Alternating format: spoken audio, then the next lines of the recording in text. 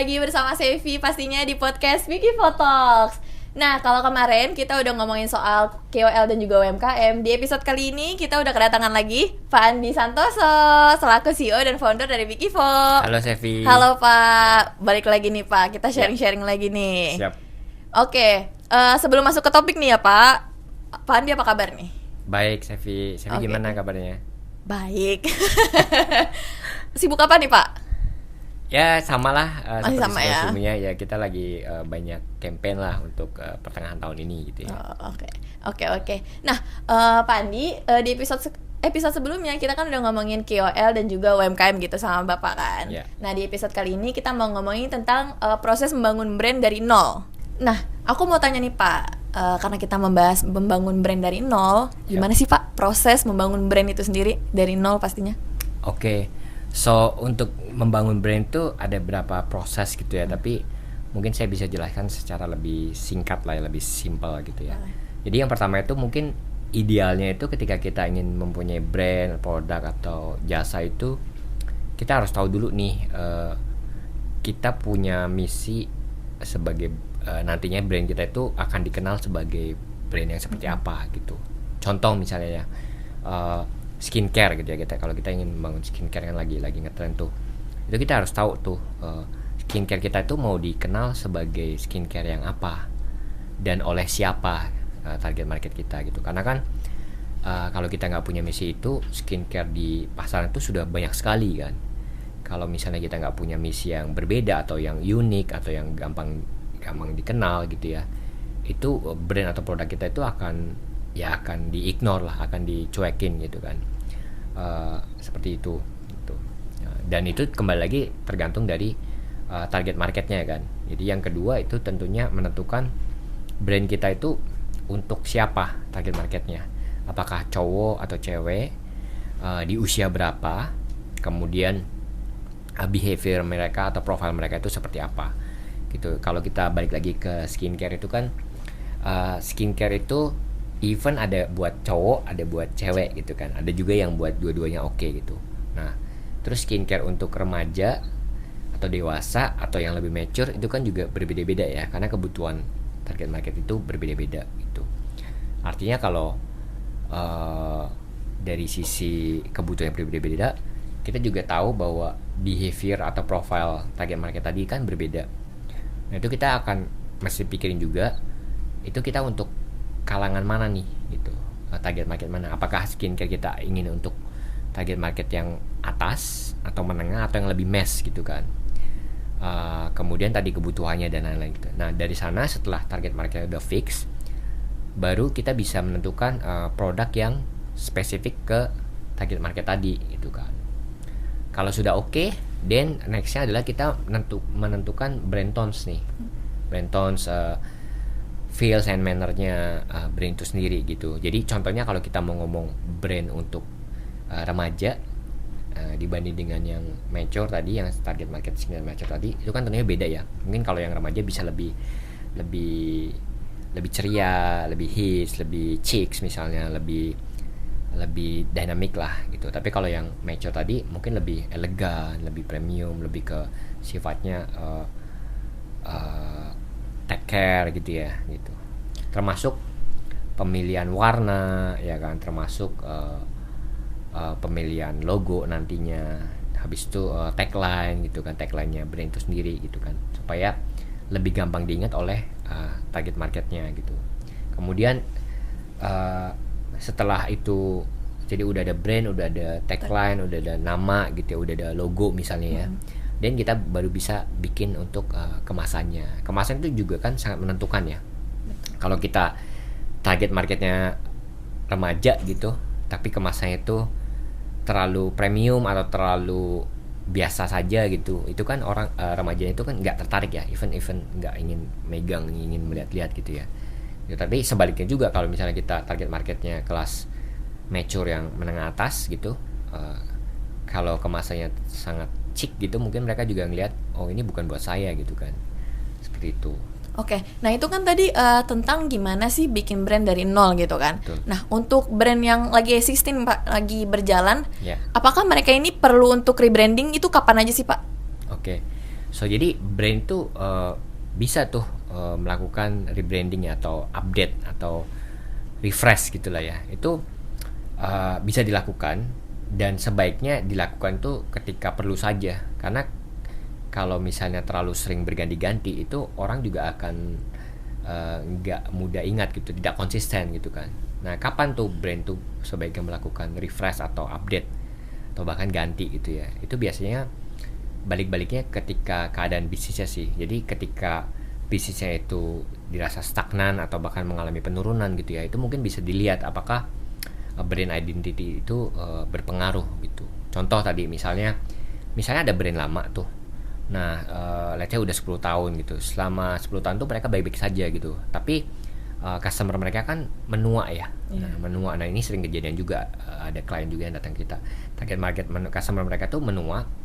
Jadi secara brand identity, packaging dan lain itu kan mereka masih yang pakai yang lama. Nah, generasi yang baru kan akan terus bermunculan ya gitu ya. Nah, si generasi yang baru-baru tadi tuh tidak suka atau tidak mengenal brand itu, kadang lihat brand identity-nya sudah lama lah. Mereka itu lebih memilih yang mungkin yang lebih modern, lebih update, lebih dynamic dan lain-lain gitu. Nah, ketika itu memang dirasa mempengaruhi performa bisnis gitu ya, atau memang mereka ingin menjangkau target market yang lebih mudaan misalnya ya mungkin bisa dilakukan refreshment atau update gitu mengenai brand itu sendiri. Nah, brand update-nya itu bisa mulai dari apakah sekedar hanya ubah logo supaya let's say lebih minimalis, lebih modern, lebih simple gitu ya, lebih kekinian gitu ya, atau sampai total dari mulai brand, warna, packaging, even tag lainnya gitu ya. Dan itu umum sih atau sah-sah saja dilakukan ketika diperlukan gitu ya. Bisa juga dengan tambah varian baru gitu ya Pak, yang sedang viral apa nih di zaman ini gitu. Betul. Oke. Jadi buat rebranding itu nggak perlu pas brandnya dapat negatif sentimen ya Pak, tapi bisa juga dengan sesuaikan dengan keperluan ya. Betul. Kembali lagi lebih ke arahnya mungkin metriknya adalah bisnis performance-nya sih ya. Kalau misalnya udah even 100 tahun dan baik-baik saja ya nggak apa-apa. Nggak perlu diganti. Tapi let's say udah 10 tahun dan secara bisnis kok stagnan, nggak bisa merich target market yang lebih muda, misalnya udah nggak relevan lagi gitu ya, mungkin ada bagusnya diubah gitu. Dan diubah itu kan bisa major atau minor gitu ya. Apakah brand itu bisa menaikkan penjualan? Oh iya, tentu saja gitu. Jadi kan kita bisa ngeliat sendiri ya. Let's say mungkin saya ambil contoh kopi deh misalnya ya, kopi itu. Kopi kita sebenarnya kan dari biji kopi di grinder terus dicampur lah dengan air panas atau air dingin, campur susu misalnya gitu ya.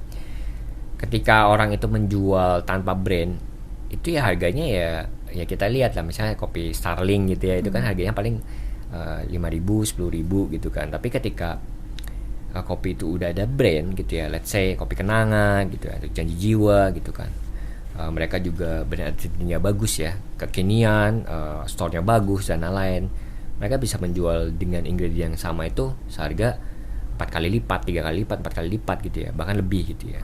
Sepatu juga gitu kan, let's say sepatu olahraga gitu, yang tanpa merek dengan yang merek yang sudah terkenal, orang itu pasti akan lebih ingin membeli merek yang terkenal tadi gitu ya. Meskipun mereka tahu kadang barangnya itu sama gitu, semuanya sama persis deh, tapi yang satu ada merek, yang satu mereknya nggak terkenal gitu. Karena kan orang kadang beli produk itu karena ingin mengasosiasikan dirinya dengan brand tersebut. Oh, brandnya keren gitu, oh berarti kalau saya pakai itu keren juga, keren gitu. Oh, saya bawa kopi terkenal nih, masuk kantor keren. Kalau bawanya cuma gelas putih biasa tanpa brand kan orang ya nggak tertarik ya. Pride-nya sendiri itu ya Pak. Betul. Jadi secara penjualan itu bisnisnya bisa menjual lebih tinggi gitu ya. Oke. Nah, apakah brand yang baik itu bisa ningkatin penjualannya juga? Ya bisa banget gitu. Jadi kalau brandnya sudah terkenal, sudah lama, trustable gitu ya, sudah terkenal dengan produk dan quality yang bagus, even customer service-nya bagus dan lain-lain, itu orang kan pasti akan membeli tanpa ragu gitu ya. Atau bahkan ketika brandnya itu biasanya itu yang merek-merek premium ya, luxury premium itu, kadang kita ngelihat let's say baju atau sepatu gitu ya dengan brand yang udah terkenal, mungkin secara kualitas kurang lebih hampir sama lah dengan produk lain, tapi harganya itu bisa tinggi gitu. Dan bahkan orang itu rela ngantri kan, ya kan, rela ngantri, rela inden dan lain-lain gitu ya. Oke. Nextnya kalau misalkan itu kan tadi tentang cara gimana bangun brand dari nol. Next stepnya ada hal lain lagi nggak Pak yang harus dibantu untuk membangun brand dari nol itu sendiri? Oke, mungkin maksudnya dari sisi bisnis kan? Iya, dari sisi bisnisnya. Bisnisnya, oke. Kayaknya kalau memang untuk bisnis tuh selain marketing gitu ya, tadi kan membangun brand tuh part dari marketing itu ya. Yang paling perlu diperhatikan tuh dalam hal membuat bisnis brandnya dulu tuh ya. Jadi kita mesti nyiapin produk apa yang ingin dibuat, target marketnya siapa, partner-partnernya itu siapa aja gitu kan, terus timnya itu disiapkan gitu, apa sih yang perlu disiapkan. Setelah itu kita tentukan dulu tuh target marketnya, which is relate dengan marketing tadi ya, untuk siapa, seperti apa, brand, message, tone, packaging termasuk dan lain-lainnya. Habis itu kita juga harus tahu bahwa kita harus membuat produk atau jasa itu yang dibutuhkan gitu. Kadang ada challenge di mana biasanya itu terjadi pada startup gitu ya, startup atau new service. Mereka membuat service sesuatu itu yang tidak terlalu dibutuhkan gitu, jadi hanya complementary gitu ya. Itu akan jadi challenge juga. Kemudian nextnya adalah marketing, bangun brand itu sendiri gitu. Karena produk itu bisa sama saja, tapi kalau brandnya itu sudah jadi atau terkenal atau bagus gitu ya, orang itu akan cenderung membeli brand yang bagus tadi. The rest tuh ya pastinya akan ada yang lain-lainnya, ada sistem, ada logistik, customer service juga sangat penting gitu ya.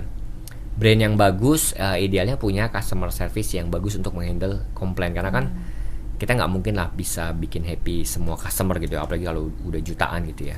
Tapi kita harus bisa memanage ketika mereka komplain tuh didengarkan dan kita cari solusinya gitu kan.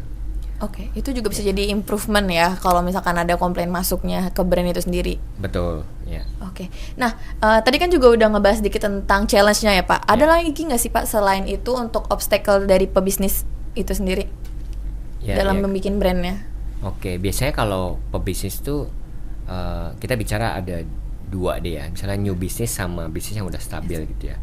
Kalau untuk new business tuh biasanya challenge-nya sih yang awal-awal tuh pasti dalam hal marketing atau penjualan gitu. Jadi mereka bingung cara memarketingkan supaya penjualan itu bagus. Itu pasti di awal tuh problemnya itu. Atau mereka juga bingung mereka membuat produk atau service yang dibutuhkan atau enggak. Atau mungkin dibutuhkan tapi sesuai dengan standar yang diharapkan enggak gitu. Karena kan orang itu membeli barang atau jasa itu mereka akan mengeluarkan biaya gitu kan, dan mereka itu akan menilai kan, oh kayaknya ini oke, ini kemahalan, ini worth it, dan value-nya lah gitu. Nah orang itu harus tahu gitu apakah produk atau jasa yang dibuatnya itu sesuai dengan standar yang dibutuhkan atau dicari oleh si target marketnya tadi. Setelah itu ya untuk awal-awal tuh customer service tadi, logistik, dan mostly marketing lah gitu. Itu untuk new business ya. Kalau untuk existing business biasanya tuh challenge-nya beda lagi. Lebih ke arah yang pertama itu gimana melakukan inovasi produk atau jasa gitu. Karena kalau kita menjual hanya barang A gitu ya, dan itu udah dalam waktu lama ya, lebih dari 1 tahun, 2 tahun dan lain, orang kan akan bosan karena setiap hari itu ada yang baru. Jadi harus inovasi ada produk baru atau jasa baru. Dan nextnya mungkin kalau dari sisi bisnis tuh cash flow ya. Jadi existing bisnis tuh pengen bisnisnya itu terus grow kan. Jadi terus bertumbuh, mereka juga bisa mendapatkan revenue dan profit yang oke gitu. Syukur-syukur paling terakhir itu bisa di scale bisnisnya. Jadi bisa 5 kali revenue-nya, 10 kali atau bahkan 50 kali dari yang sekarang, atau bisa going dari produk lokal sampai ke internasional gitu ya, ke berapa puluh atau berapa ratus negara gitu. Itu kan goalnya ya, depannya tuh seperti itu. Nah itu dia penjelasan tentang gimana sih proses membangun brand dari nol. Pastinya harus ada visi misinya dulu dibuat, terus juga harus bikin brand identity, sampai ke customer service-nya tuh perlu diperhatikan ya Pak. Yep. Oke, terima kasih juga Pak Andi udah mau sharing-sharing di podcast episode kali ini. Sama-sama Sevi, thank you. Oke Pak, jangan bosan-bosan ya Pak buat main ke podcast ini. Oke, Gitu dong. nah buat Sobat Talk yang pengen tanya-tanya soal digital marketing, itu boleh banget ditulis di kolom komentar, nanti bakal kita bahas di podcast selanjutnya. Jangan lupa juga untuk di like, di share podcast ini, terus juga di subscribe biar gak ketinggalan episode selanjutnya. Bye!